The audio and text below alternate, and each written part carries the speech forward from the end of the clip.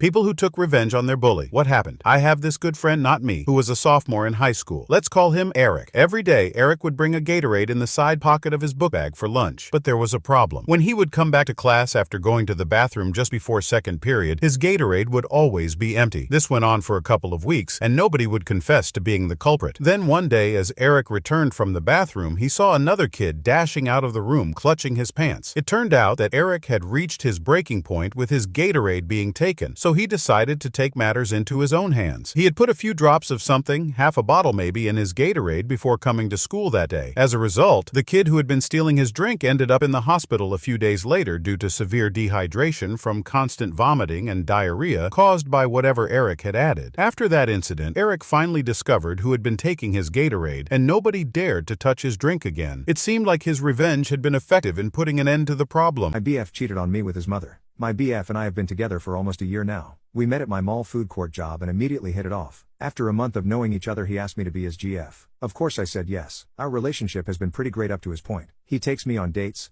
compliments me, and just makes me feel super special. The only weird thing is he would never let me meet his mom. His parents are divorced and have been for almost his entire life. The divorce was messy and his father ended up getting full custody. They had the typical every other weekend and 6 weeks out of the summer setup. I have met his dad and his paternal family, but he would be weird when I brought his mom up. He would tell me things like, "We have a complicated relationship, or I'll tell you about it later on." About 3 months into the relationship, I began to realize he would never answer his mother's calls or texts around me. He would hastily clear it out or step into another room to talk to her, even if it was just texting. I tried to not let it bother me because I wanted to respect his boundaries. Last week he spent the night with me for the first time. I woke up around 3 a.m. because of a bad dream and I couldn't go back to sleep. I rolled over to grab my phone in the dark but accidentally picked his up instead. I looked at the messages from his mother. I opened his phone and began to read through them and noticed they were mostly very sexual. There would be nudes exchanged, hardcore sexting, and messages for them to meet up for sex. I read the conversations in disbelief. I tried to pretend like it wasn't real and I dreamed it. A few days later I confronted him about it. It didn't take long before he broke down and told me everything. He had been having sex with his mother since he was 13 years old. They usually have intercourse once a week, sometimes more. They've been doing this throughout our entire relationship. He never told her that he had a GF because he wanted them to still have their weekly sessions. At this point I'd what to do. I love him with all of my heart, but I am so disgusted with him and his mother. I haven't talked to him since he told me everything. After he told me, I ran out and drove to a town 2 hours away. I blocked him on every social media and his phone number. I changed the locks to my house. I have also called the weekend to work so he can't find me. What should I do? Make it work out or break up with him? Update. Thank you everyone for your advice and kind words. I have decided that I am going to talk to his dad and him both. I'll talk to his father first, then him. That way his father can help me figure out what course of action we may need to take. I messaged both of them an hour ago. His father agreed to meet this afternoon. I unblocked my BF and I'm still waiting on a reply from him. I will update later after I talk to them both and decide what we should do.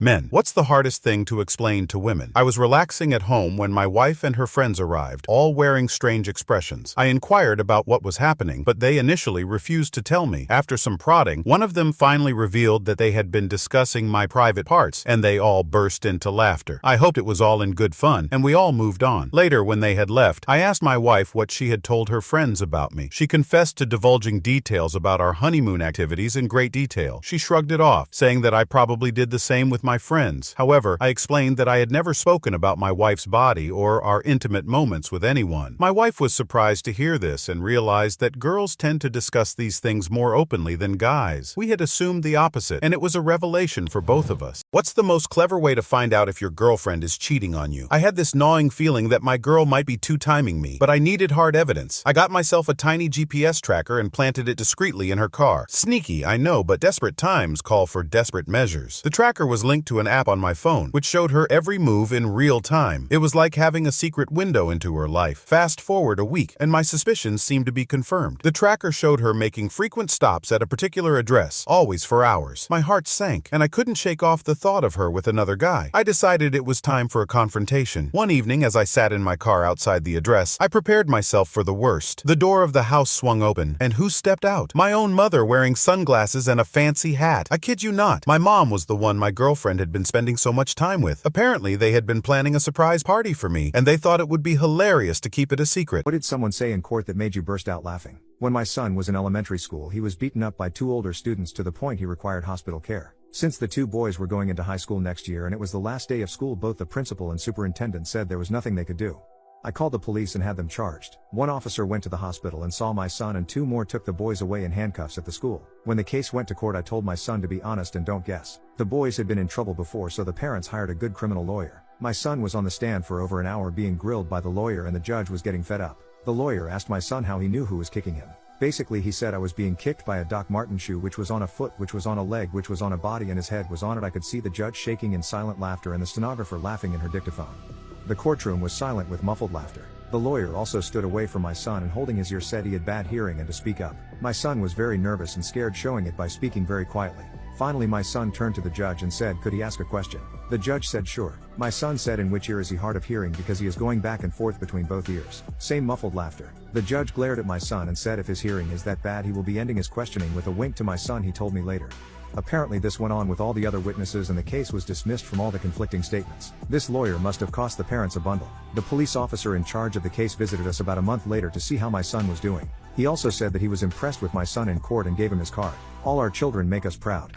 What is your embarrassing I it in the wrong hole story? Okay, so this is a story that I've never told anyone before, but here goes. I was hooked with this girl and we were both really into it. I mean, things were getting pretty steamy, if you know what I mean. So I go to put it in and it feels a little than usual, but I figure it's just because she's really into it. I start and it still feels a little off, but I'm in the zone, so I just keep going. After a few minutes, the girl starts making these really weird noises. Like not romantic noises, but like pain noises. I'm confused, but I just keep going because I'm an idiot. Finally, she says, dude, that's my belly button." And I look down, and sure enough, I've been thrusting away at her belly button this whole time. I was mortified, but I tried to play it off cool. "Oh, ha ha, just kidding, I knew that," I said, even though we both knew I was lying. Needless to say, things ended pretty quickly after that. I still cringe whenever I think about it. Part 2 in the comments. High school Redditors, have you ever got caught having intercourse in the bathroom? So, me and my girlfriend were feeling frisky during lunch and decided to sneak off to the bathroom. We were making out and one thing led to another, and before we knew it, we were getting it on. Suddenly, the door burst open and I thought I was done for. It was my little sister, who goes to the same school as me. She just stared at us in shock and then burst out laughing, and I swear I could feel my face turn red like a tomato. I tried to explain that it was just a misunderstanding and begged her not to tell anyone, but she just kept laughing and walked away. The rest of the day was a nightmare. I felt like everyone was staring at me and knew what had happened. But the worst part was when my sister posted about it on her TikTok account. It blew up overnight and I became a viral sensation for all the wrong reasons. To make matters worse, my girlfriend and I broke up a week later, and now every time I see my sister, she just winks at me and says, "Bathroom break? Please subscribe." I'm leaving my wife tomorrow and I couldn't be happier. I, 45 meters,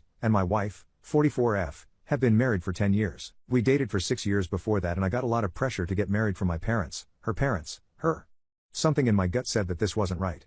I called it cold feet and did my best to ignore it. We got married. Pretty much the moment the ink was dry on our marriage license, things went south. On our honeymoon, she did nothing but complain I hadn't booked a nicer hotel. In the following months she wanted a new apartment, a new car, gifts, jewelry, handbags. It was never enough. It's like the moment she got the ring, it stopped being about me and became about what I could give her. I am a doctor. I make good money. Not good enough to support the kind of lifestyle she wants though. We don't do baby making anymore. We don't laugh. We don't talk about anything but money. We have no kids. She said she wanted them before marriage, then changed her mind. Our home looks like a showroom. There is no warmth or joy or even comfort here.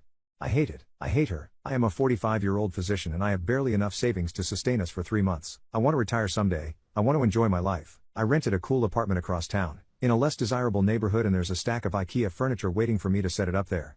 The lease is up on the Mercedes my wife pushed me to lease next month, and I will be replacing it with a used Prius. I'm starting therapy next week. I have a divorce attorney who has assured me that the prenup we signed before marriage means I won't have to pay alimony. I hope to leave the higher paying job that my wife insisted I take for something with less hours, sometime in the next year. I am going to ask out the pretty barista who flirts with me every morning. I'm telling her first thing tomorrow. I'm expecting her to cry and beg and demand we try therapy. I don't want any of that. This was never right, and I'm only sorry it took me so long to realize it. I'm sorry I've wasted so much of my life being married to a woman because I thought it was the right thing. I am so excited. Reddit users who grew up wealthy, share what you thought was normal until you realized otherwise. Growing up, my family seemed to be living a life of luxury, but in reality, we were struggling financially. My mom was a teacher at a prestigious private school, which was the only reason my brother and I could attend. The other kids in our school had parents who were doctors and lawyers and had a lot of money. They went on extravagant school trips and spent a lot of money on various things. Meanwhile, my brother and I were being raised by a single mom, and we lived in a trailer park in the middle of nowhere to save money on rent. We didn't always always know where our next meal would come from. One day during lunch, some of the kids noticed that all I had to eat was a peanut butter sandwich and a tiny bag of pretzels. One kid made a snide comment about how I must not be very hungry, and since I was only 6 years old, I didn't understand what he meant. I explained to him that we didn't have any more food, and it took a few tries for him to understand. One kid named Lunch Sheep asked if I wanted some of his food, and that small act of kindness led to a friendship that has lasted over 20 years. Can't wait until Thursday. My wife is going to be shocked. So, wife and I have been together 17 years. We are still stupid for each other, and she is the absolute love of my life, best friend, confidant, and co-conspirator. About 2 years ago she started having joint aches and pains, and some minor swelling in her hands, wrists, ankles, etc. So off we got to the GP, who gives us a consult to a rheumatologist. Come to find out, she has rheumatoid arthritis. No worries, she starts treatment. Fast forward to a month ago, when our North Texas weather decided to go full mental, and start changing temps and rain/weather by the hour it seemed. She woke up after overnight temp changes and thunderstorms, and her hands were huge. Worse, her small petite fingers looked like sausages.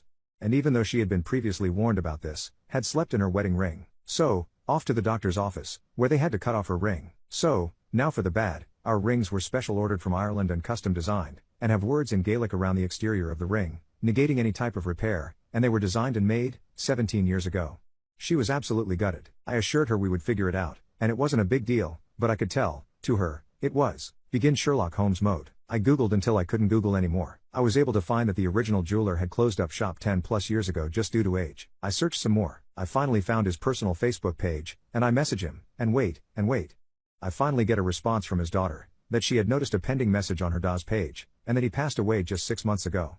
I express my condolences, and she asks what was the purpose of my inquiry. I go into this long diatribe about what had happened, etc. She tells me she understands, and is so sorry about what had happened. Fast forward a couple of weeks, I get a message on Facebook from an unknown person, until she explains this was the daughter of the jeweler. She explains that she went through all her dad's designs and looked up the approximate dates, and thinks she found the drawings, details, and molds in her dad's things, and wanted me to confirm. She sent pictures, and I confirmed that yes, those are our rings. She said she would get all of this to us as soon as possible, and asked for our address. I opened my email this morning to find tracking information, and pictures, of our rings. She went ahead and had her brother, who had taken over her father's business, make our wedding bands again, in her original size, and 2 extra in 2 larger sizes in case her condition causes her fingers to swell/change, and mailed them out to us, at no charge. I asked why they did both as mine was fine, and she said it would not be fair that my wife had to have a new ring, and I was allowed to keep my old one. She told me we needed to put our original set away, and to enjoy our new wedding bands. I asked about compensation, and she said she was honored to keep her dad's work and spirit alive. Our new wedding bands will be here Thursday. Trying to think of romantic way to present her with them, as she has no idea any of this took place. For refusing to honor family's tradition. My boyfriend Eric, 29, and I, 27F, have been dating for 3 years. For context, I have met his family and they are friendly. We don't meet them very often because they live in my boyfriend's home country. I don't want to reveal country names either for privacy reasons, but my boyfriend and I are of different nationalities and we both work in my country. The conflict happened during our last visit last weekend. We have been looking up houses to move in together and engagement rings. While we were having dinner, we mentioned this to his family as it's a big step in our relationship for us. We are not engaged yet. His parents and brothers expressed their happiness for us. Then out of nowhere his youngest sister-in-law asked, so is she going to take the test? I asked what test? In summary, boyfriend's family has this tradition where the future mill tests future daughters-in-law to see if they are good enough for her sons. Apparently, his mother and aunts went through the same test. The tests include how clean they can keep a home, how well they can cook, their manners, etc. Basically life skills most people learn from childhood. I found it ridiculous because 1. If I'm good enough for my boyfriend, he should be the one deciding it. And 2. I don't fit in their targeted category. In his mom's words, you can't be a good Sahu and Som if you can't be a good homemaker, and she wants to make sure of that. To be clear, his mom and all 3 of his brothers' wives are Soms, and although I respect their choice, I am not quitting my career and did not under any circumstances make my boyfriend think I could compromise on that. I hate house chores and I would rather buy homemaking gadgets and hire staff no matter the cost than have to do chores myself. I told my boyfriend's mom all this and it caused an argument that eventually ruined dinner and an extension our visit. Friend doesn't care whether I'm a working wife or a Sahu, but he thinks I should have just done the test because it's just a test and it's not like they would reject me if I failed it. He thinks it's a fun tradition that everyone was looking forward to and I should have gone along with it anyways. My boyfriend thinks I'm the a-hole and suggested I make this post. If I really am the a-hole, I'm sure you guys will let me know, so am I?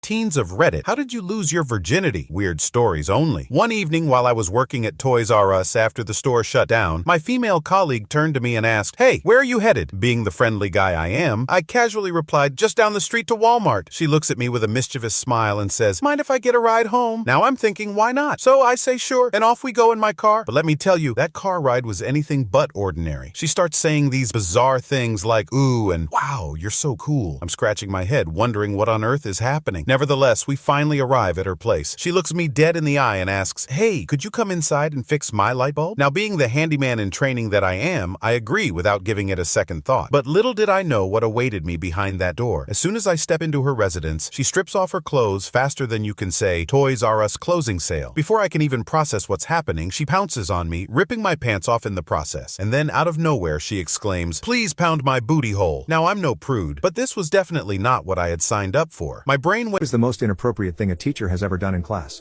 It was the teacher and my principal. My high school had a strict policy on cell phones. Every morning we were expected to turn them into a basket in the office, and we couldn't get them back until after the afternoon announcements. During the last week of my junior year, I had a religion final. I usually kept my phone hidden in my locker, but that day I had totally forgotten about the exam and had left it in my bag. We were almost out of time for the exam, about 15 minutes left, when someone's phone went off. Everyone instantly looked at me since they knew I liked to keep my phone on me, but it wasn't. I usually turn it off to save battery. The classroom was so quiet, you could hear a pin drop. Miss C slowly stood up, looked around the room and then walked into the hallway to call the office. I took this moment to rummage through my bag, find my phone powered off, and hide it in a thick folder. When she came back, she told everyone to stay behind so we could sort it out. The last 15 minutes of that final went by agonizingly slow. My heart was beating out of my chest as I tried to finish the short essay section. It wasn't my phone, so whose could it have been? What if my phone made some kind of noise because it had died? What if she finds my phone and I fail? I had never gotten a detention or bad grade because I was that student. All the teachers liked me. When afternoon announcements came on over the loudspeaker, I almost slouched with relief, but then the principal's voice came on and started speaking to us. "Students in room L1, stay in your seats until further notice." A few minutes later, the principal's secretary came to our door. She made all of us line up single file. None of us were allowed to leave the room until she went through each and every one of our bags. She then instructed us to walk to my teacher and turn our pockets inside out to prove we didn't have any electronics. Mind you, this is only a religion final that the teacher made up, not even a state exam or anything that would really stop us from passing. There was another kid in my class named Nick who also carried his phone around a lot, among other forbidden things. He was well known by all the teachers in the school and also the local law enforcement. So me and Nick stood waiting at the back of the line. "Was it you? My phone is turned off." "Nick, I swear to God if I get penalized for this." He shrugged and jumped in line ahead of me. We stood there for at least 40 minutes waiting for each person ahead of us to get cleared. When it was Nick's turn, I instantly knew it was him. He slowly took everything out of his bag as if trying to delay the inevitable. His bag ended up passing, but then the teacher checked his desk. Lo and behold, there was his cracked Samsung with a missed call. The teacher and secretary both walked him to the office and I was free to go home. But this isn't the end of it. As I walked upstairs to the main entrance, there was a group of boys standing outside the principal's door talking to Miss C. Frick. I tried to speed walk to the door but not even 15 feet outside I heard my name. "Sadie? Come here." I crossed my fingers and hoped she would just tell me to not bring my phone to class and to not hang out with Nick, but she pulled me into a classroom. She then proceeded to go through each and every one of my folders until she found my phone. I was mortified. She was invading my privacy. What gives her the right to be able to just go through my stuff like that? My anxiety got the best of me and I finally burst into tears. "I'm sorry, I forgot the final was today. I'm sorry. She told me she was giving my phone to the principal and I wouldn't get it back until further notice." Later that afternoon, my mom got a phone call from the principal. I don't know what exactly was exchanged, but I know my mom was on my side. She reassured me that my teacher said she wouldn't penalize my grade but the principal wanted to keep my phone for the whole summer. I was livid, to say the least. My dad was also very angry that my teacher, the secretary and the principal had violated my privacy, and he agreed I couldn't go a whole summer without my phone. I had a job, friends, and most importantly I had bought and maintained the phone with my own money. My dad told my mom to go to the office the next day and demand that they give me back my personal property. Men of Reddit, what prank did you pull at the girls' sleepover? I decided to pretend to be gay. Yep, I went all out to convince them that I was just one of the girls. Nightfall came, and the slumber party was in full swing. Little did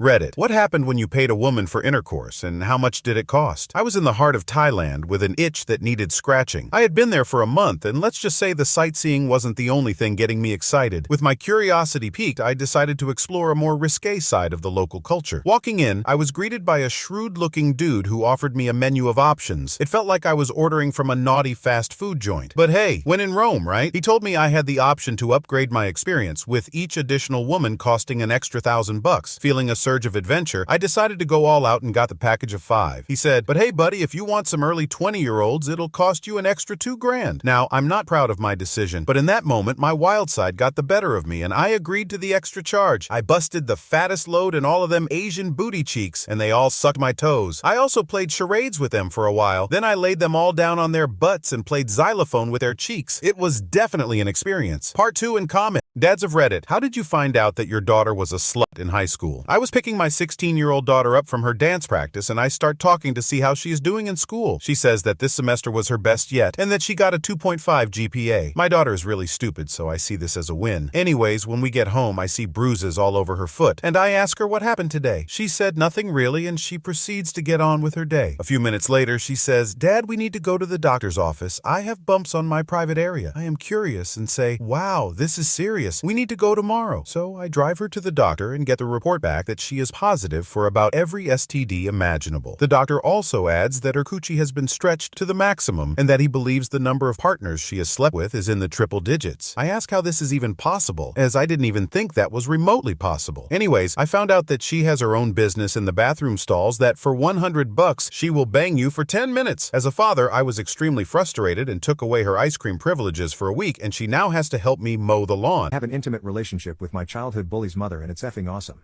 I'm 24 and male for context. As a young teen, he used to gang up with his friends and bully me for literally no reason. Well, we eventually grew up and school ended, but honestly the bullying still FS with me. About 2 months ago I recognized his mom at a bar. She's one of those young and hot moms and I'm not the shy loser I used to be. She doesn't know who I am or what her son did. She was single and we hit it off and she came to my place that night and I piped her like it was our wedding night. Even years later I effing hate her son so much and dogging his mom has been incredible, and even though I did this initially purely for revenge, she's actually a wonderful person and I want to see where this goes and hopefully at least be able to be civil with him. She told me she has a son about my age early on, which I know obviously, and this week she asked since we've been together for a couple months and are serious if I wanted to meet him this weekend. I said sure. We're having dinner Saturday night and I'm equally excited and nervous. I feel bad that this started as petty revenge because she deserves better than that, but the fact is her son's a effing loser. I grew up, I got in better shape, I have a decent job and make good money while he still lives with his mommy and doesn't work. Well, he's going to be in for a big surprise this weekend. She mentioned he was already uncomfortable that her new boyfriend is his age, but oh man is he in for a world of hurt, especially when I eventually become his stepdad. Move into that house and tell him he needs to either get a job or get out. As his stepdad, I won't let him be a burden to his mother anymore, and when he hears how vocal his mom is during sex, he's going to want to move out anyway unless he enjoys hearing me breed his mother every night. This weekend is going to be great. I can't wait to see the look on his face. What's your cheat code to passing sobriety tests? When I was about 22, a group of friends and I were stopped at a sobriety checkpoint one weekend night. We were about to be waved through after the initial questioning, when the officer noticed that one of my friends in the back seat actually had an open beer in his hand. I could have killed the guy. Anyway, he was 20, while the other 3 of us were 21 to 22. The 3 of us were cited for contributing to the delinquency of a minor. My other 2 friends just paid their fines and were done with the matter. But I was an extremely poor college student, with a poor family. Paying that fine would have meant that I wasn't going to eat for at least 2 days, and I was already rationing calories at that point. So I decided to fight it. I thought that in the worst case I would just have to pay the fine that I was already on the hook for. I was wrong. I showed up at the trial and informed the judge that I intended to defend myself. He informed me of a little tidbit of which I was unaware. The fine was minor, but if I proceeded and were found guilty, I could be sentenced to up to a year in jail.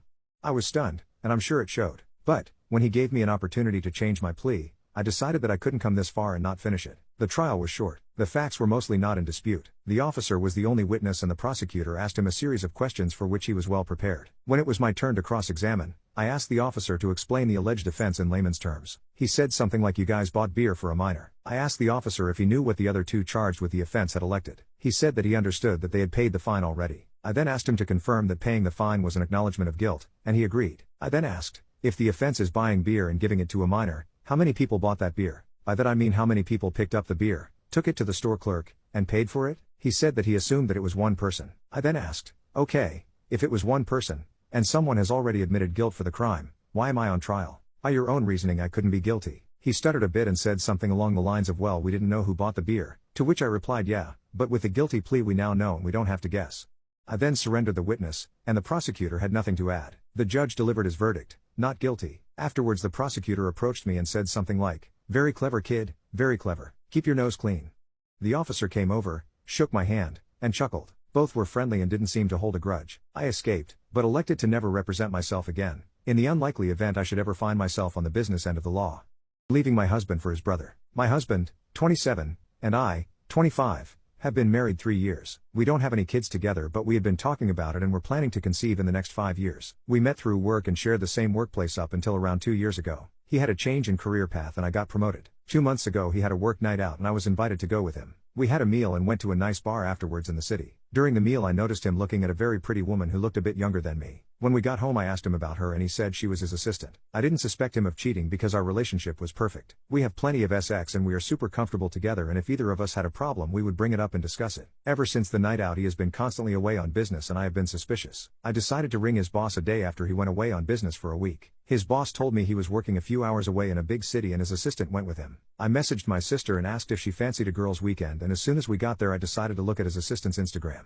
She posted a boomerang and tagged her hotel. After a lot of research I found that there were several bars surrounding the hotel, but I decided to go to the hotel bar itself. I explained to my sister the situation and she was fully supportive and was annoyed at my husband for going on business alone with his assistant. We stayed at the bar for a few hours and it got to about 2:40 in the morning when he walked in with his assistant under his arm. He then kissed her unaware I was watching. My sister looked so angry and began to storm over. I then grabbed her and took her out of the hotel. We went home the next morning and I didn't know what to do. I wanted revenge, so I was going to message his family about what I saw. I called my friend who is a divorce lawyer and we were trying to sort something out. I decided the best person to message was his brother. He is super attractive and nice, and when I told him about it he told me I needed better than him and was basically slating my husband with him.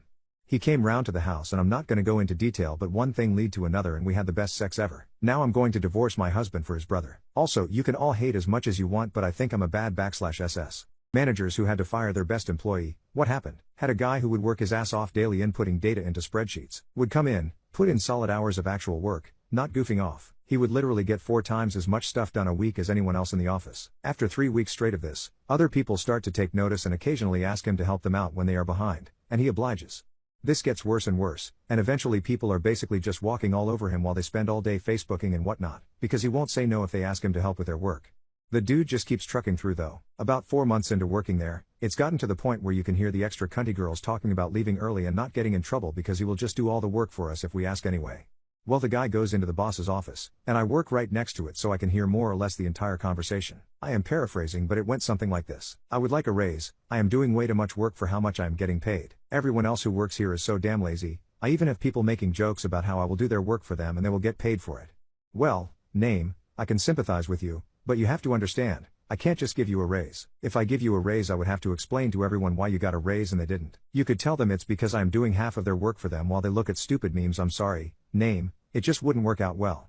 Well then, is there any positions available above mine that I could apply for a promotion to? I don't think we can really look into a promotion this early into you working here. We would need time to properly evaluate your work ethic. Seriously, you seriously just said that to me. I'm not going to break my back doing an entire office's work for a company that doesn't give 2 shits about me. You and this entire office can go F themselves. He walks out of the office fuming mad and yells, "Hey everyone, boss, just denied my raise, so no more leaving work early for any of you lazy F heads, cause I effing quit."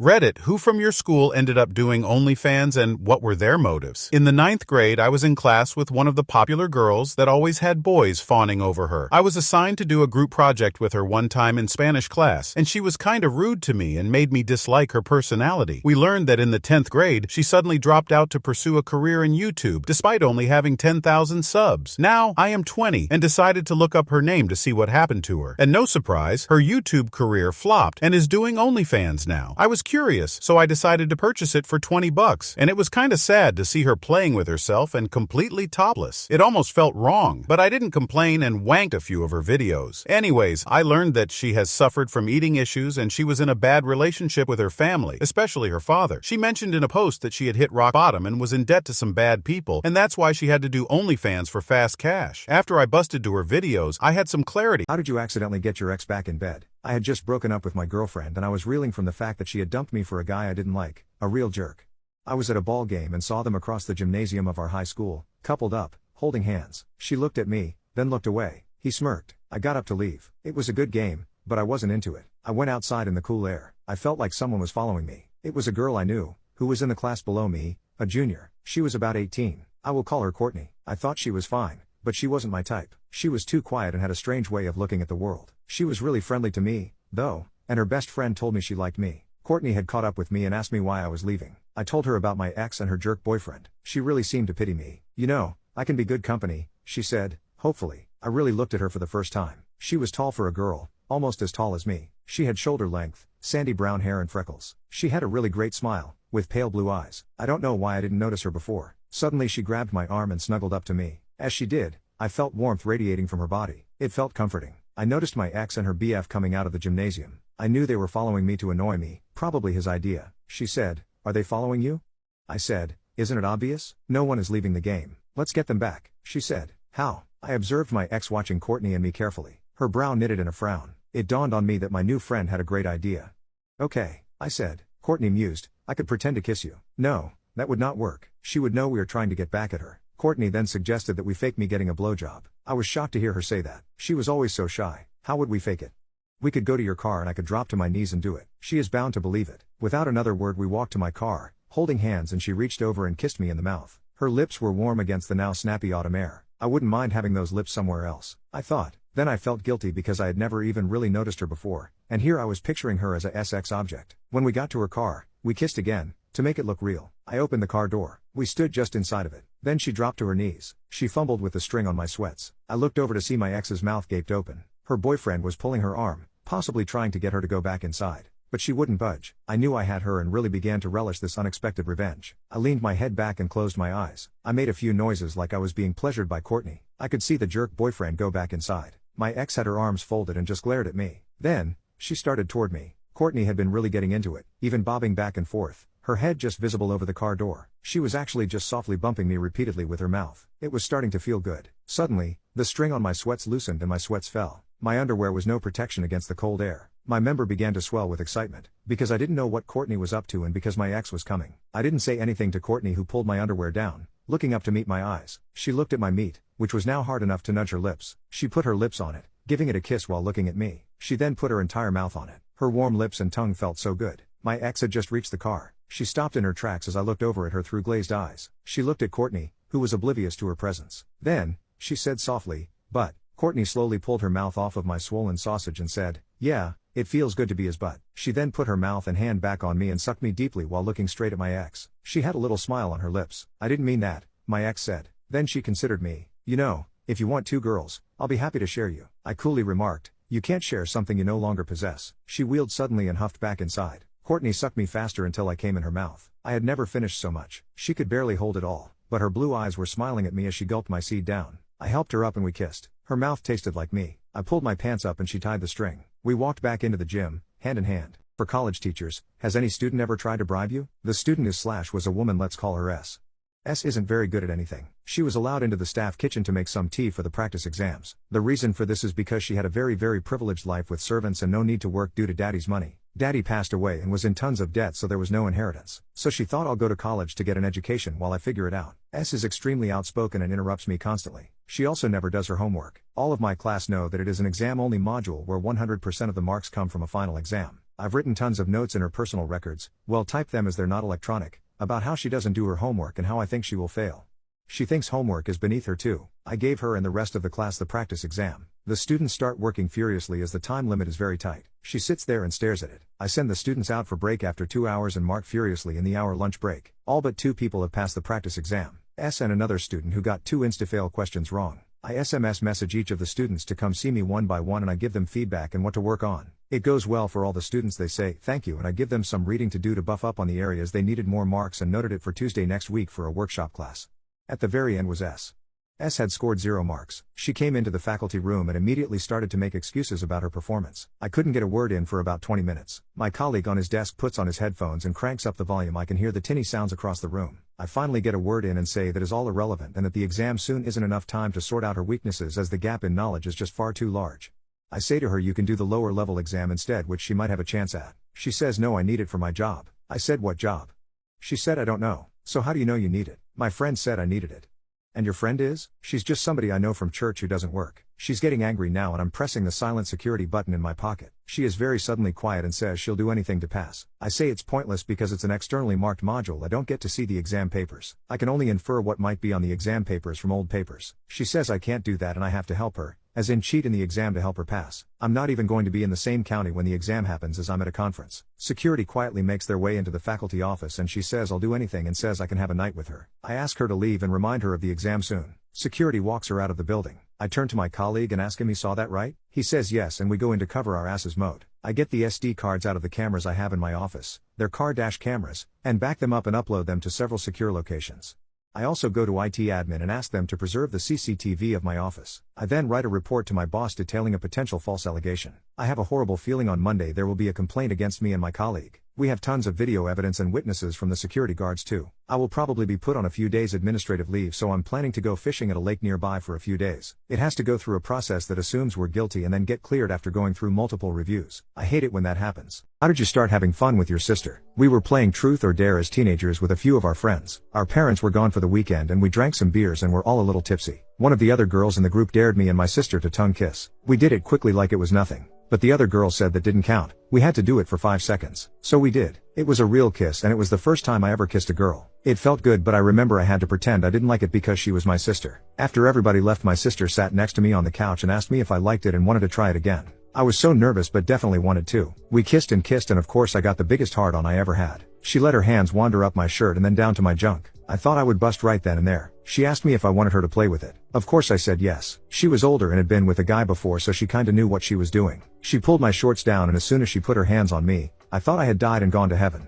I was literally busting all over the place in a matter of seconds. She was laughing and laughing. There was a huge mess all over me, my clothes and the couch. She got some tissues and cleaned everything up. I think she used the whole box. I went to bed and slept like a baby for 10 hours. When I started to wake up I thought I was having a wet dream. I was wrong. She was in there playing with me again. I don't think I lasted 30 seconds. It was a little longer than the first time but not much. There was juice all over me and the sheets. She was laughing again but I didn't care. All I knew was how good it felt. She knew we had the house to ourselves, so she said let me know when you want to do it again. Just the thought of her saying that made me want it. I don't think an hour went by when she asked me if I was ready. And of course I was. I think I lasted a couple of minutes the third time. When she called me into her room a little later for what I was eagerly expecting to be the fourth time, she was lying on her bed in nothing but a bra. She said it's my turn to help her. I couldn't wait to get in there. She taught me how to do it and she was soon flooding the bed. I think we did it to each other like 10 times in 2 days before our parents came home. That was a weekend I never wanted to end. Luckily there would be more. You know of an experience where you did something you thought was so small but turned out so big for someone else, and that you affected them in a positive way? I was working a 12-hour shift as a float nurse in a hospital, and when I received my clients, everyone warned me about a certain woman. During report, one nurse said she had almost given her the pillow treatment because she was so demanding. I had this lady assigned to me. Just as described, she was demanding and not satisfied with anything done. Instead of taking a break with the staff, I went to her room and told her that she had me all to herself for 20 minutes. She was gruff at first and then it came out that she was terrified of the biopsy results as she had minor surgery to have a lump tested.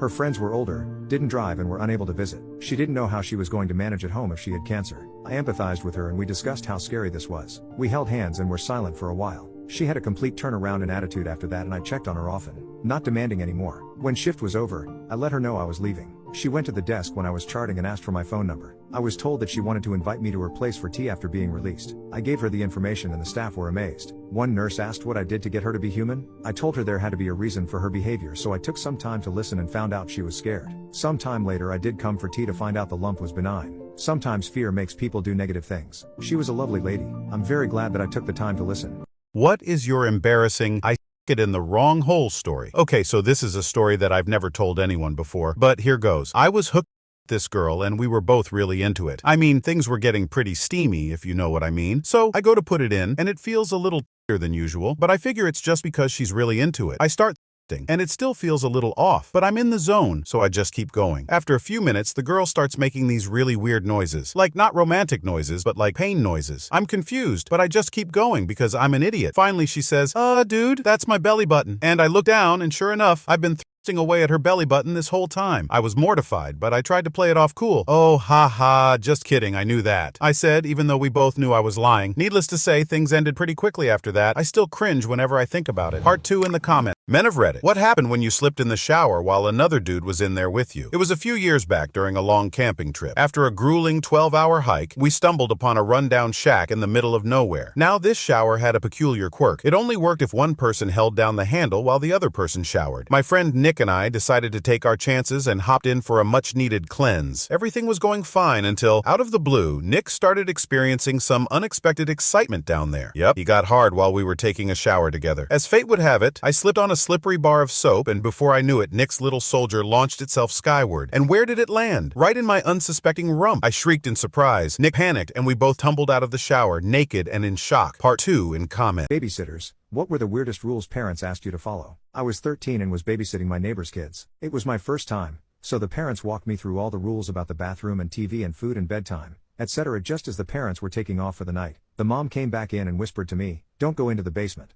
As a teenager in the 80s, my mind went to all of the scariest movies that had basements. I avoided the door to the basement all night until I had put the kids to bed. Then I walked slowly to the door and put my ear against it. I heard what sounded like whimpering, and then it sounded like sad laughing. I ran to the couch and started watching TV to get my mind off of it. But then I heard something fall in the basement and knew someone was down there. I really don't know how I got the courage/stupidity to do it, but I went over and opened the door. The whining instantly got louder. I went down just 3 or 4 stairs so I could peek down, and I saw a goat, not a ghost, a goat. As soon as the goat saw me, he started bleeding loudly. It scared the crap out of me. I went upstairs and the goat was still bleeding loudly, so much that it woke up the kids. The oldest girl came out and said, "Did you open the door to the basement?" I said, "Yeah, why?" She said, "When you do that, Carlos thinks you're going to feed him and he starts yelling." Thank God I knew it was a goat first, because if she had said that before I went down, I would have thought Carlos was some kidnapped person in the basement who would yell for food. It became very funny to me. The mom came home and I told her what happened and she almost died of laughing. They were repairing the goat pen and had to keep him in the basement for a few days. I still remember every moment of that night vividly. Regret rejecting him. So I have a best friend who we'll call Jay, who's also my schoolmate, classmate, and we live in the same residential area. A little description on Jay. He's tall, handsome, athletic, fit, smart, funny and sweet. He even has good hair and the most beautiful eyes. Jay and I had been friends from kindergarten up till high school. When we were in primary school he confessed many times, but I only considered him a friend. I never saw him to be as handsome and amazing as everyone else did. Because I saw him almost all the time of my life. About a month and a half ago, Jay once again confessed to me. This time he did it more maturely and more in a sweet way that I actually felt butterflies in my stomach. But, I wasn't sure I felt the same. His confession did really make me think of it, but I really valued our friendship more and I didn't think I felt anything for Jay. So once again I rejected him in a way I regret to this day. I laughed and said, "So I'm still your little obsession. Grow up and move on already, Jay." His face after I said that made me regret my words. He didn't laugh like I did. It seemed like he was fighting back tears. I honestly didn't think he was being 100% serious because he would always say how he will confess 100 times a week to wait for me to say yes. Jay just walked away and left. He didn't come to school the next day. He didn't come outside when I went to call him to walk together to school. He ignored my calls and texts, and when he did see them, he never responded. At first I was angry at him. Why was he taking rejection so seriously? I already rejected him enough times for him to get used to it, that's what I thought then. But the more I didn't get the notification of his text, his random FaceTimes, the goofy TikToks he'd send me, the more I didn't get to see his name pop up on my notifications. I felt bad. I had made so many tries to text him when I finally sent him an apology of a paragraph, but it was then I found out he blocked me. He came back to school after missing 2.5 weeks out. Those 2.5 weeks I thought of him always. Our desks were together, so I'd zone out while staring at his desk. One of my friends even told me I might have fallen for you, but I denied it. I denied it until I saw him when he came back. Jay looked like a whole different person. He had dyed his blonde hair jet black and had gotten an amazing haircut. His aura completely changed as soon as he entered the class. Everyone looked at him and I did too. He sat down at his desk and didn't even turn to look at me. Everyone came and showered him with compliments about his good haircut, and he suddenly had the most charming smile as he thanked everyone. Well, everyone but me. I turned to him with a happy smile and said, "Black hair really suits you well. You look so handsome." But he ignored me and continued to speak to this other guy who even stopped talking so Jay would react my comment, but nothing. He ignored me the whole morning, and when our homeroom teacher came he asked to switch seats but was denied. He ignored me and hang out with the people he knew I didn't like. He always walk away when I tried to talk to him. I had actually come to accept that I liked him back. I even asked my friends and my sister and even my mom if feeling certain ways after he left meant I liked him, and my mom said, "Maybe he just needed to leave for you to realize how much you care for him." And my friends and sister said the same. I decided to go and tell him the day after he returned. I didn't get the chance in the morning because he went to his new friends, and when I tried to talk to him he went away.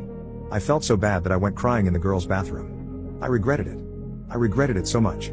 I wished I had just accepted his feelings then and tried to see if I'd fall for him with time.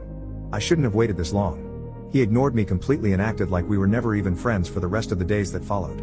I had enough of it though. Since he had me blocked everywhere, I took my sister's phone and sent him a long message confessing my feelings, apologizing and asking him if we could be friends again and telling him how much I missed him. I begged him to talk to me and really hoped he would see it. Now I'm waiting for his reply. I feel so distressed I want to cry. I feel anxious. I feel like he'll make fun of me. Or reject me, even worse, but I'm ready for any response as long as he talks to me and reads my message. I don't care if he hates me now. I know I made him angry and I want to fix it. I feel sorry for how mean I rejected him too. It's the dumbest thing you've done out of pure horniness. Spoke to a guy online. He was older and kept mentioning fur. I thought that meant that he was identified as a bear. He kept saying he loved fur, and all things fur. I was like, okay, he must be into hairy guys and bears and crap like that. Being moderately hairy myself, I thought I could satisfy his need for fur. Well, upon arrival at his house, he greeted me in an ankle-length fur coat, chinchilla. At this point I realized he meant actual fur, and fur items. I went in and he had an entire room full of fur coats, most of them on the floor all spread out for us to lie on. I hooked up with him for a bit. He loved to rub the fur coat on his willy and crap. Whatever, it was very humdrum. Those boomers are so easy to get off since they went through puberty without internet adult flimps and the slightest breeze across their willies gets them hard. Anyway, on my way out the door he asked if I liked fur. I said I loved fur coats. Then he offered me one, a floor-length Arctic fox. I of course declined. I did not have a spare $5,000 to give him, nor did I want to owe him for anything. I told him flat out that I did not plan on continuing this, that this was just a hookup, and that I would essentially never see him again, let alone arrange for some form of payment.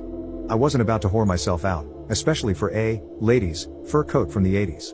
Shoulders looking like a mixture of a quarterback and Alexis Morel Carrington Colby Dexter Rowan. He insisted that he really wanted me to have it and that I would never have to owe him for this and that we would never even have to meet again. I took the coat, and this is where I effed up. Days later he texts me, "When will we meet again?" I ignored him for a while. Days go by, I get another, more insistent, text. "When are we meeting up again? I gave you that fur coat, you need to see me now. I went through the whole I told you I had no intentions of seeing you again and you insisted I take this coat after I rejected it like 3 times and also you insisted I would owe you nothing and that I take the coat." He said that I needed to see him again to return the coat or that he wanted me to give him a pair of my dirty underwear. I was floored. He knew I had no intention of ever seeing him again, no means of paying for a coat like this, and that I was above whoring myself out, let alone for a measly fur coat. I reminded him of this. I said that I did not feel safe meeting him in person to give him this coat any longer since he was now attempting to manipulate me and coerce me back into an intimate circumstance with him. He then said that he would call the police on me. I reminded him that he gave me the coat, insisted that I take it, and insisted that I would owe him nothing for it. He then said that if I did not return the coat or give him my dirty underwear, he would tell everyone I was gay. I laughed and informed him that he was free to do that because A, everyone knows I'm gay as hell, and B, I don't live a cowardly life in the closet, and therefore don't care. I told him I did not appreciate him lying to me, and then trying to blackmail me into having intercourse with him, giving the coat back, or giving him a pair of my dirty underwear like some backpage slag. He got frustrated, thinking that these scare tactics and blackmailing would induce me into taking him seriously and suddenly believing him to be honest and true to his already broken words. Then he brought out the big guns. He said that if I did not meet him to hook up, give him a pair of my dirty underwear, and give him back the coat, he would tell his wife all about it. I did not know he was married, or masquerading as a straight man. He was one of those guys, the straight closet guy who wants all the benefits of sleeping with men, but none of the responsibility or social stigma. A effing scared coward. I said to him, "So let me get this straight, you want me to hook up with you again, after you said I wouldn't have to? You want me to give you back the coat you insisted I'd take against my wishes, and you want me to give you my dirty underwear, and if I don't comply, you're going to tell your wife on me? A wife that you conveniently failed to even mention before?" I laughed, and he got really angry. It was then I realized he gave me the coat thinking that he could use this, and his threats, against me to coerce me into having intercourse with him and all his fur coats again. I informed him that I was aware of this. He hung up on me. "Where are you banned from and why?" August 2012, I moved in with a pair of friends, who were a couple. Then this store, let's call it Rogue Robot, because that's what it's called, opens up. We're all gamers and it's close to our place, so we hang out there a lot. I've been friends with the owner for years since he and I used to hang out at the old game store that closed in the same location. So me, this guy, and this girl are living together and spending a lot of time hanging out at this store. Then I start hanging out with just the girl a lot, as we have a lot in common and hey, why not, right? Then the girl expresses her feelings for me. And she's like a 10 while I'm like a 6, so that's cool. But you know, she's with this other guy, and he's paying a third of the rent, and he's a friend, so I try really hard not to F up their relationship. But I remained friends with the girl and let her know that I'd be interested in her if she were single. Also during this time, the guy becomes friends with the store owner, who then starts telling the guy that I tried to stab him in the back and steal his girlfriend. Absolutely ridiculous, never had an interest in her, and would never do that to a friend. November 2012, girl breaks up with guy. She had asked me about this beforehand, because we were good friends and she needed advice. I did everything I could to make sure she was breaking up with him for her own independent reasons, and that she wasn't just breaking up with him to be with me. I mean, I liked her and all, but I didn't want to be with a girl who might turn around and do that to me. Plus, rent. She assured me that the relationship had just gone on a lot longer than she had ever planned, and that moving in with him had made her realize that the relationship was becoming more serious than she ever wanted it to be. So she has her own independent reasons for breaking up with this guy. Great. Sucks that my rent is gonna go up, but I'm not going to stand in her way and convince her to stay in a relationship that she doesn't want to be in. So the girl breaks up with the guy. I come home from work and he's pissed at me. Talking about how the store owner warned him that I was gonna steal his girl or whatever. Storms out, spends the night at the store owner's place. Comes back the next day to get his stuff, barely talks to me. I try to talk to the store owner and confront him about his accusations toward me. No response. Maybe a week later, the girl and guy get together for lunch and a sort of final closure talk. Guy tells the girl, and the girl later passes on to me, that we're both banned from the store. Whatever. There's a better store across town. Worth the drive. Also, I'm marrying the girl in July. Teachers of Reddit, what did you do when you had a crush on one of your students? I am a 31-year-old high school teacher and was teaching AP Calculus to 11th and 12th graders at a private school. Since the class was so difficult, I always had students coming into my office hours after school for some extra help. One day, a 17-year-old female student of mine comes up to me for some guidance for her homework. She says to me that she has a D+ in the class and that she will do anything for some extra credit. I apologize and say no because in the syllabus there is no extra credit offered in the course. I guess we start chatting, and she says that she is having her 18th birthday pool party this weekend and invited me to come. I really had nothing else to do that day, so I'm like, why not? On the day of the party, I see all these students in bikinis and swimsuits, and I felt kinda out of place there. The female student who invited me said, "Hey, Mr. Johnson, why don't you jump in the pool?" I was like, "Sorry, I don't want to get too wet." All the students say, "Loosen up, Mr. Johnson. A little water isn't going to hurt." I pass out, and the next thing I remember, I'm receiving CPR from her on the lips. I don't really know what it was, but I was bricked up. She was like, "I can give something." Have you ever been stalked by an ex? I've been stalked but not by an ex. He was my friend/frenemy for the longest time. It hurt a lot because while we frequently were frenemies growing up, I just thought the enemy's part of that was due to annoying behavior and not genuinely bad intentions towards me. I knew he was interested in me romantically, even going a bit obsessive with it, but I never thought he was dangerous, just spoiled. So of course I didn't date him. If he was like that as a friend/frenemy, I couldn't imagine what he would be like as a partner. When everything went down the way it did, we had been friends and I blamed myself for the sexual assault aspect. I still do, but I also blame him. He physically assaulted me afterwards a day or two later, and it finally got through to me that this person was not my friend. He began stalking me online after the assaults because he was across the world at the time as a soldier and internet stalking laws were very much in their infancy at the time. I tried for a restraining order but it didn't happen. So he both was and wasn't an ex. He was an ex-friend but not an ex-lover. When he raped me, given the situation and how it happened, I know I made myself vulnerable to his brand of crazy, but he did not have to rape me. It was a choice, his choice. My experience with him is in one of my answers here on Quora. I understand that people may not agree about what it was or wasn't, but I know that it didn't feel right and still torments me, having created new triggers with my CPTSD. I know that had that been my sexual partner lying there as still as a corpse with their eyes so far away and feeling so far away from me emotionally, I would have been concerned, not intent on sexual activity. He seemed to have thought the sexual activity meant more and became, in retrospect, manic after the rape. He seemed convinced we would be together when I just went along with whatever he said he wanted to do that night so I could get out of there and get home faster. He was not a romantic partner, but he was a friend. Friends who knew us both have asked me how I couldn't see the kind of person he was. It's because I wanted to believe people could change, that people want to break the patterns that hurt them, that they want to be better than who they were. It took me a long time to see that some people don't think there's anything wrong with them and that they don't think they need to change or that their problems aren't causing massive interpersonal issues, or creating new unhealthy issues with others. I saw the best in him that I could, and it led me to some bad places where I got to see who he really was/is. When the sexual and physical assaults were over and the stalking began, I was in disbelief. I felt betrayed. I felt stupid because people had warned me about him, but I was so sure the good in him was more than his negative personality traits. I look back now and I felt truly betrayed as a friend at the time because I had believed he was a good person when others did not. I know now that was my own mistake and I have no one but myself to blame. I felt hurt and upset. I was also hurting because not only had he betrayed me in some of the worst ways you can betray someone, I had lost a friend, someone who had no problem being straight with me when others would lie to my face. And then when I found out I was pregnant because of the rape, I felt even more hurt and angry. While I tried to give him the opportunity to be in my daughter's life, I was very in denial about the rape but couldn't deny her the chance for more love in her life. He would cross the line and become verbally, mentally, and emotionally abusive. At the time this all happened, we lived in me, and their laws about paternity rights and marriage gave him no rights at all, not even to get a paternity test, but gave my husband all paternal rights. We didn't have to offer him a place in her life but wanted to be honorable. After the last time he became abusive, we shut him out. She was only a few weeks old when that happened. I was very angry with him that he couldn't put aside his anger and resentment and obsessiveness to be in my daughter's life for her without making it all about control and mind games and trying to get to me. I was afraid of him but angry he couldn't grow up and put her first. He then watched us for years, and when we moved to a different state where the paternity laws were different, he waited the minimum amount of time for us to be considered legal residents and pursued us for custody rights. He gave up 9 months later, without explanation, after calling us every nasty thing he could in court and creating absolute chaos in our lives. To give you an idea on this, my daughter is autistic, very high functioning, but when she was younger, not so much. She'd been evaluated by 7 different professionals in different medical fields across 2 different states, and they all said the same thing: ASD. He stated to the court that our daughter didn't have autism. I was giving her autism via Munchausen by proxy because I was mentally unstable due to my PTSD diagnosis. That's just one of the things he claimed over that 9-month battle. He surrendered his paternal rights to my husband, the only daddy my daughter has ever known, and my husband adopted her. We are required by the adoption agreement to send him an update and a digital picture once a year. It's like being stalked, but it's totally legal. I could never prove the assault, so this is what happened. Do I think he's still watching us? Yes, I do. Do I think it's about my daughter? No, I don't. It took me a long time to not care that he was watching us and to feel like I could live my life regardless of his actions. How did I feel when he began stalking me? Betrayed, hurt, angry, ashamed, like something was wrong with me and I was guilty and responsible for his bad choices, and in the end I felt really scared. I hated him for what he had done, but I hated him most because we were friends and due to his actions we could never be friends again. It might sound weird, but I was really angry / hurt / sad because I had viewed him as a friend and he had only viewed me as a pawn to control, manipulate, use, hurt, and dominate.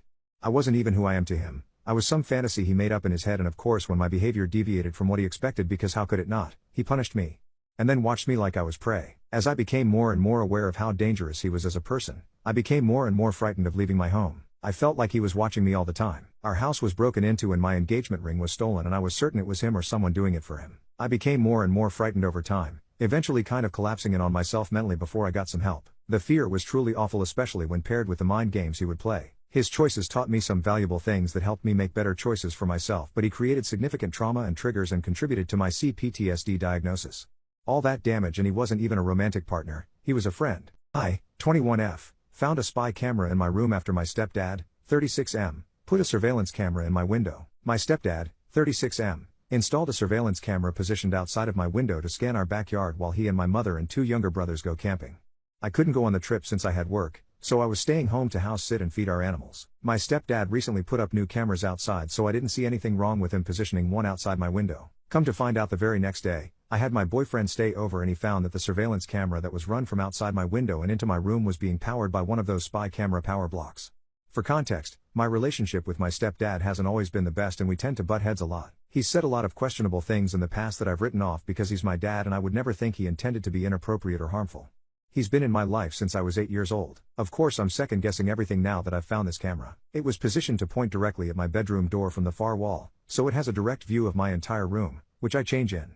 I tried desperately to rationalize it and think it was maybe a mistake, like he grabbed the wrong charger box, or maybe he was just trying to look for intruders. But really there is no excuse for putting a camera in my bedroom. The camera even had an SD card in it. I'm beyond devastated. My stepdad even suggested I invite my boyfriend over while they're gone so I have someone here, which is something he would never do considering he's made it clear before he doesn't want him over when no one is home because he doesn't want us fucking in his home. My boyfriend and I are going to go through the SD card to see if there is anything on it. I'm at a complete loss at how to even bring this up to my mom. I confided in my aunt and uncle since they live close by and they have been very supportive of me having a conversation with my mom about it. This whole situation is extremely upsetting. I at least have some family to support me as I navigate this, but I don't even know how to bring this up to my mom. This is obviously going to change everything. She had my 5-year-old half-brother with him. My mind is racing with the consequences this is going to have on our family. Does anyone that has been in a similar situation have advice? How can I do this without causing extreme damage to the family, although that may be impossible? Thank you in advance. Update 1. I went to the police station tonight and filed a police report and turned in the spy camera with the SD card. The officer said this is a serious offense and I will likely get a call early next week from an investigator due to the severity of the situation. I'm planning on telling my mother about the police report after we have a conversation about this on Monday, with my aunt and uncle present. This was the hardest thing I ever had to do, but whatever this shit was, it's ending with me. I hope I can get justice for myself and any other victims who may have been violated by him, since this will be heavily investigated and the officer said it will likely be looked into further, such as search warrants and looking for more SD cards.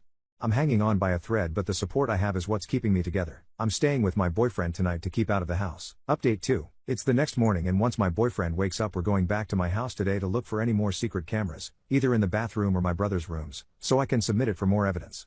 I'm iffy about searching my parents' room for more evidence as it's likely he has a hidden camera in there to see me do it. I'm still on the fence about having a police officer search the house. If I do I'll be sure to update after I'm finished and in a safe place.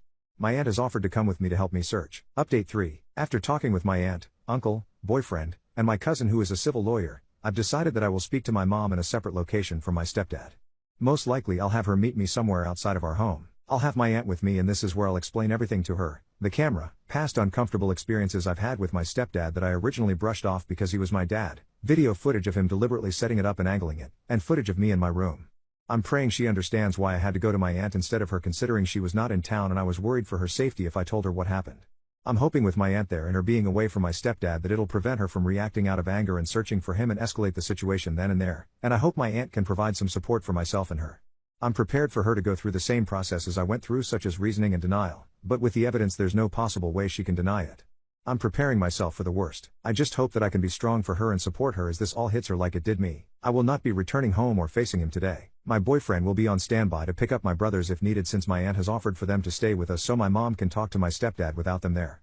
I'll ask my mom to meet me and of course, not tell my stepdad about the circumstances. Maybe she can tell him she's going to the grocery store. I don't want him getting any hints that she could be meeting with me. I know I've said it a lot but I truly do appreciate the support system I have not only with my family but here too. This has been a nightmare but hearing everyone's stories about this, proving it's way too common, is what is helping me get through this and pushing me to do the right thing. Not only am I a victim in this but my boyfriend as well and God knows who else. The confrontation won't happen for about another 7 hours, so in the meantime I'll be reading over comments and preparing myself for what comes today.